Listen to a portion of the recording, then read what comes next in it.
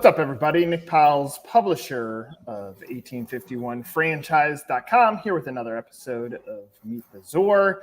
If you like these videos, click subscribe and you can meet other franchise brands. Today we are talking Bagel Boss. Coming up next.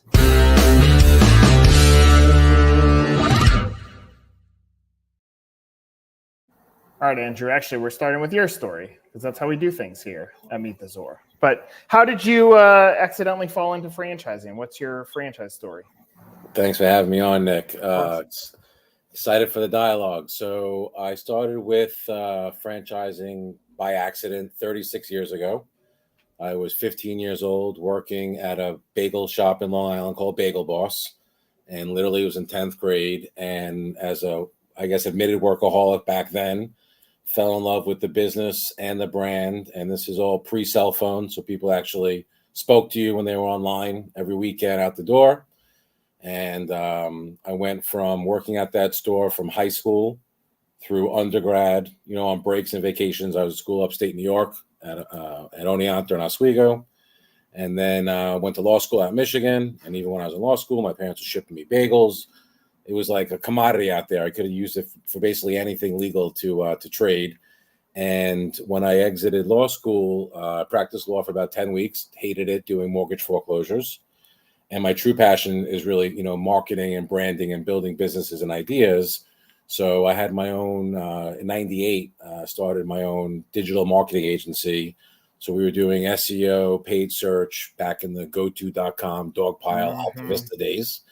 And was really blessed. Wasn't the pioneer, but certainly walked amongst the early ones and built that business to a point where I sold in 2007 to private equity and then stayed on board and sold it again in 2011 to a public company.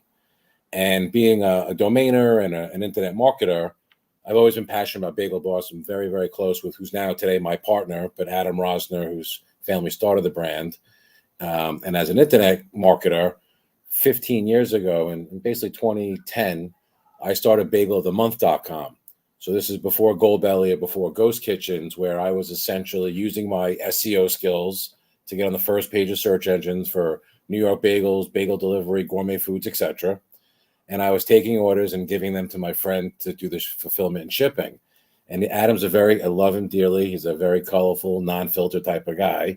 And it got to the point where, he had about 10 bagel stores here on Long Island.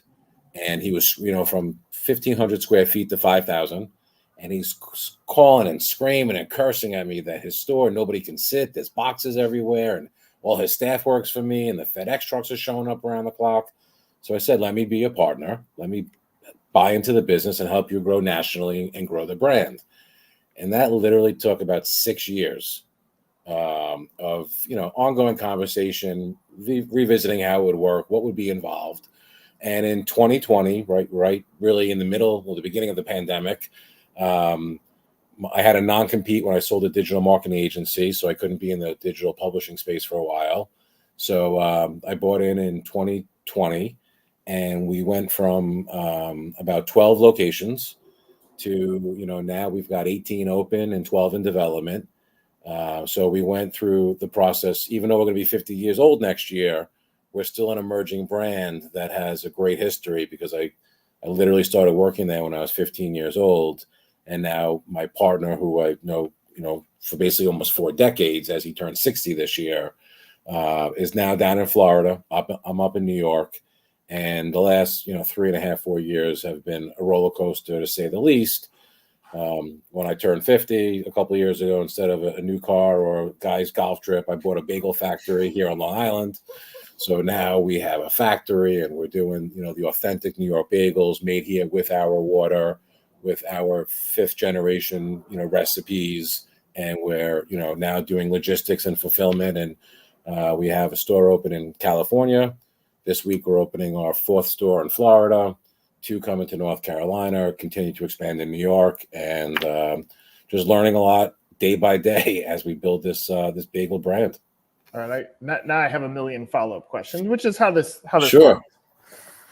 All right, first one, you go back to being a teenager and tell yourself this is what the story is going to be. Were you dreaming big then? No, I was at that point. I wanted to be an attorney, which is why I went to law school, and or some sort of, always an entrepreneur with starting my own businesses or, collaborating. If I worked at a clothing store, I would bleach this Champion sweatshirts and sell them for $80 versus 20. So always looking for those opportunities. But again, going back to not having cell phones or people talking to you online when I was a teenager, people were flying and taking bagels with them in suitcases. Mm-hmm. People were shipping them to their loved ones that no longer lived in New York. So back then, which is kind of how I fell into the .com business, I said to my partner Adam, I said, there's a cigar of the month, there's a Harry and David fruit of the month, there's a beer of the month. I'm like, we got to do a bagel of the month club. And he literally punched me in the arm. He's like, all right, bring me the orders and I'll ship it. And, I started building the infrastructure, getting the orders, transferring them to his store for fulfillment, and built it to like a mid 6-figure business, all with drop shipping. All right. So switch gears to the digital marketing side. Much different landscape today, which I'm sure you're noticing Sure. on the franchise marketing side. If you were able to buy this franchise as a partner back in 2000, 2001, actually pre 2008, I bet you your brain power mixed with franchising could have skyrocketed this to be as big as you guys wanted it to be. Today, it's a little bit different. Talk about how the landscape has changed. And what you're finding now, being in the seat of, okay, we want to create exposure for this business. Well, it's all about exposure and getting the right audience, if you will. So the digital landscape has changed tremendously. I mean, it was mainly search back in the day. Today, it's a lot of video, a lot of AI. Backlinks is still extraordinarily important. Touching upon, again, the domainer in me, if you will, procured and built in a pretty incredible bagel domain intellectual property. We own bagelfranchise.com. We own everythingbagels.com, pizzabagels.com, challahbread.com. So we have a lot of great IP that we can leverage. So I think that's a differentiator for us because, whether it's chocolate.rugelach.com or one of these one-offs that's relevant to our brand and our manufacturing, we have more visibility, if you will, to get the eyeballs. So we excel in search. We understand paid, but video is a really important thing. And being once an agency owner, I kind of know, admittedly, it's like, which fire are you putting out today and who's screaming the loudest? Mm-hmm. So being on the other side of it, we've tested and worked with, whether they're agencies, PR firms, we still find that a lot of our best exposure, not surprisingly, is stuff self-generated by what we're doing, collaborations. We do get creative. The bagel business, except for maybe when they were on Bantam Bagels on Shark Tank, really has been pretty flat over, as long as I've seen it, for 30, 40 years. So whether we're doing, the tie-dye bagels or for a holiday or, St. Patrick's Day, green and white cookies, we're constantly innovating the offerings so that we're top of mind. We do a giant party bagel now that, feeds 12 people. So we're constantly trying to just, not just be the typical bagel shop to get a schmear and a cup of coffee. If it were me, and unpacking your story as it relates back to the business today, and I always try to listen to what you're saying and then translate it over to what is the message that you're putting out as to the buyer. Right now, you say, bring us to your community. That's your message. But what I'm hearing is you actually perfected something that a lot of brands don't perfect first, which is customer acquisition. And so when you're talking about Bagel of the Month Club, you're talking about situations where the operations were chaotic because everyone wanted it. You're talking about, we know what it was like when people would come into our restaurants and ship it home to their loved ones who no longer live in New York. Like, I think the superpower is on what you've done on customer acquisition and your story as it relates back to that.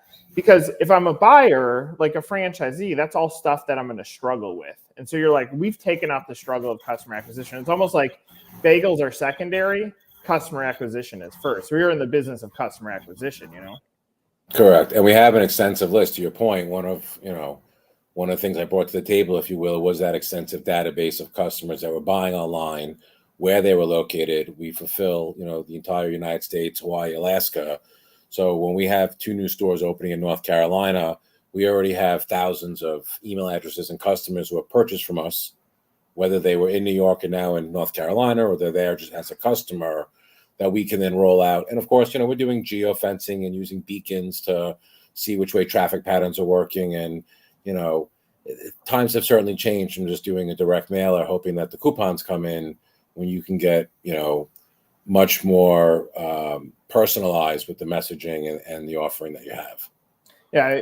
If it were me, I would lift that up, because as a buyer, like, the bagels end up being a great product, but to a buyer who is not an entrepreneur, they're going to be entrepreneurial. Like, show them that you've already engineered the magic of customer acquisition, which means when there's changes in the climate, you could not weather climate as the business climate, how to tweak things, because you've been through 2001, you've been through 2008, you Correct. bought in as a partner in 2020. Like, you have that institutional knowledge that makes it so there's a point of differentiation here, because what you said is, I think the perception of bagels right now is flat, but the perception of cookies was flat 5 years ago, and then comes crumble. So correct.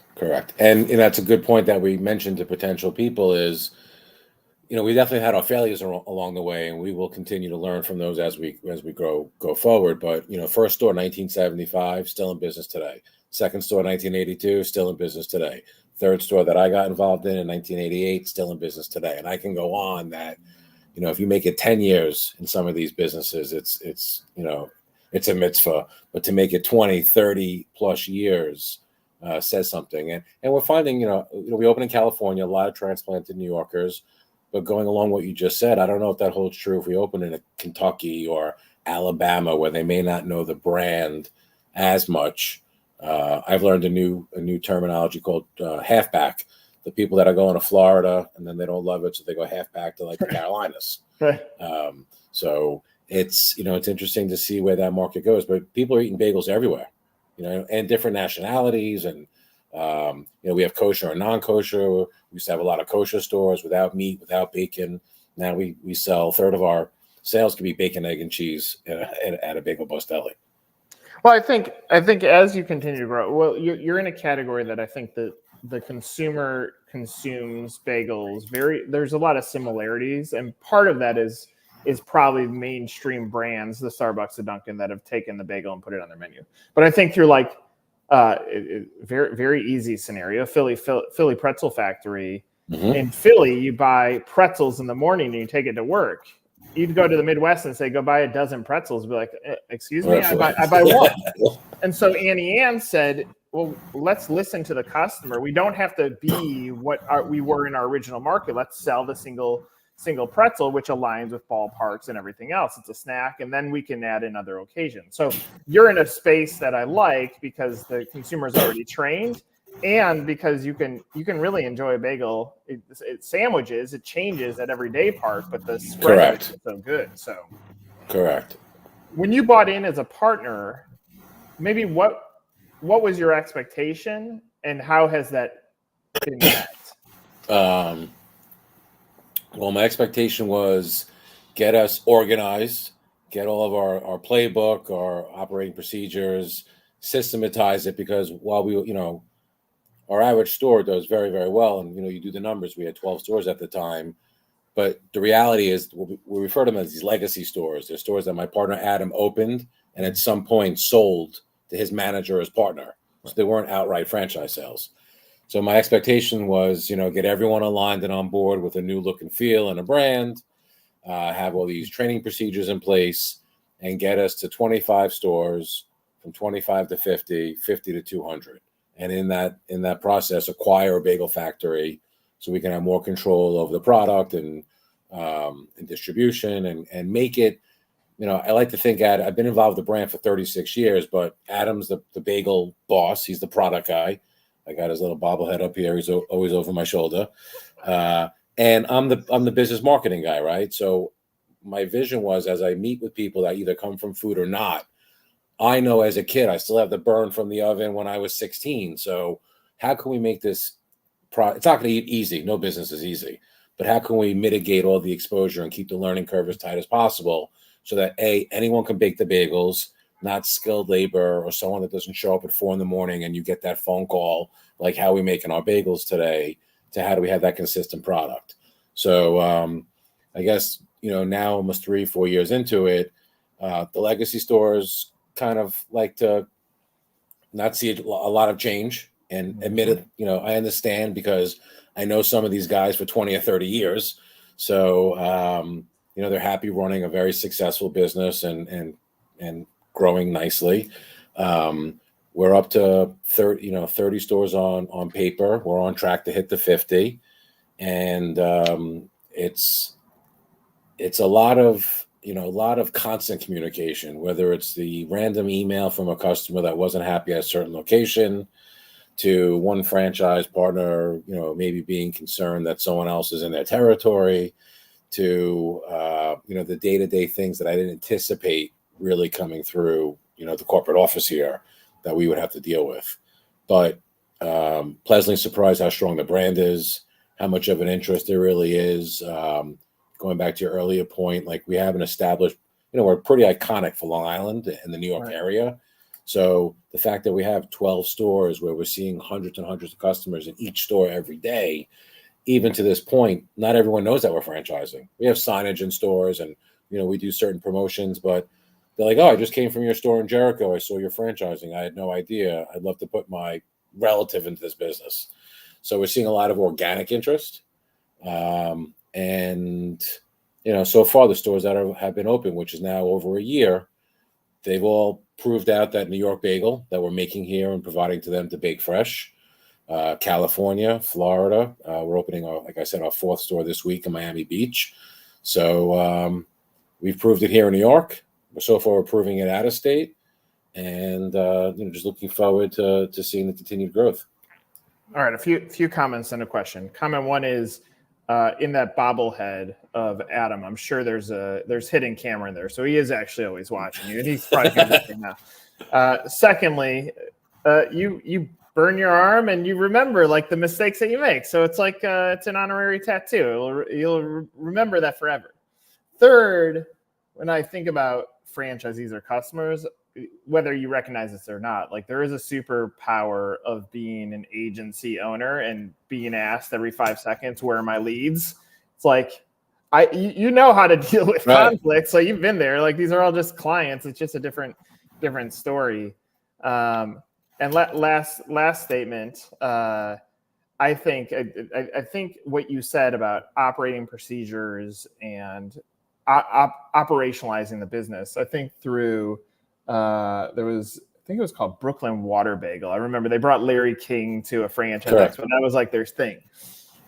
But what you could tell is they weren't systematizing the business. They were playing off the beauty of the water and the product, but they didn't systematize it, and therefore it stalled out. I think you are super correct to say, well, we might grow a little bit, but let me pump the brakes a little bit and put the business in. Now comes my ultimate question. You've clearly built businesses to exit. You know how to put structure into it. Whether you exit tomorrow, you exit in 5 years from now. Is that part of what you're doing? You're setting this up so that there can be a trade? I mean, it's not the plan. I'm blessed. I've got 3 boys, 2 out of college, 1 just started. One, my youngest is interested in the business, very involved in the business. My partner Adam has 4 children, 3 daughters and a son. His son's in the business. That's the other bobblehead looking over my shoulder. There's cameras in there too. So, I've known Alex since literally when I catered his bris with the Power Rangers running around the backyard. So, I thought about it as this could be a wonderful business to support, great families and Adam's a 5th generation, Alex is 6th generation. Can this continue to go on? That's an option. But also look, always thinking about strategic people that have been there, done that. Part of my success has been surrounding myself with people that have been there, done that, and learn, what they had, all their experiences, which is what I'm trying to do now for our franchise partners. Mm-hmm. Like the gentleman who bought my media company was the former president of NBC Universal Television. So he knew far more about media, digital and broadcast than I did as a 20-something-year-old. So it's been great and heartwarming to know certain experienced people in the industry, when you reach out and you ask questions, those that respond and give you some insight. But, like I said, goal was to get to 25, which we passed, on to 50, which we'll do, 50 to 200. I know I'm not going to be able to do it alone, and we're going to have to build the team. And that's what, I've had a team in the past with the agency. So I know it's difficult, especially in today's climate and this remote working and talent all over and digital not being what it was. And, always challenging times. You just got to figure out how you adapt, pivot, and iterate. If it were me, I would blow up your website. There's a few things that you just said that I would put top of mind. I just heard multi-generational.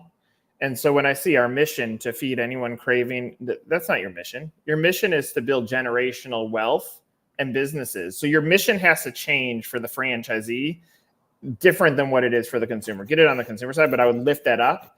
I don't want to see pictures of bagels. I want to see pictures of generations. And what you just said, like the stories are so rich, that's going to connect with me. Someone that's, call it 45 to 55. They're looking at their kids. They're like, wow, what could we do together? And you already have the blueprint, but the blueprint is buried in the story. You can find it if you start looking at who's the team behind this.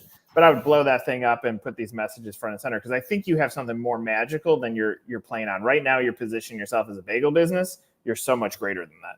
Yeah, no, I appreciate that. If I wouldn't be concerned, if I wouldn't put my lawyer hat on, I'd be concerned about the Department of Labor. I'd show you videos of my now 18-year-old who was 7 on the bagel machine, and taking him to work for as long as I can remember. And it is something really special.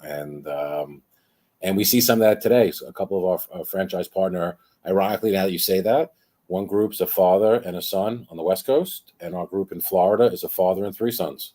And they're doing 10 units.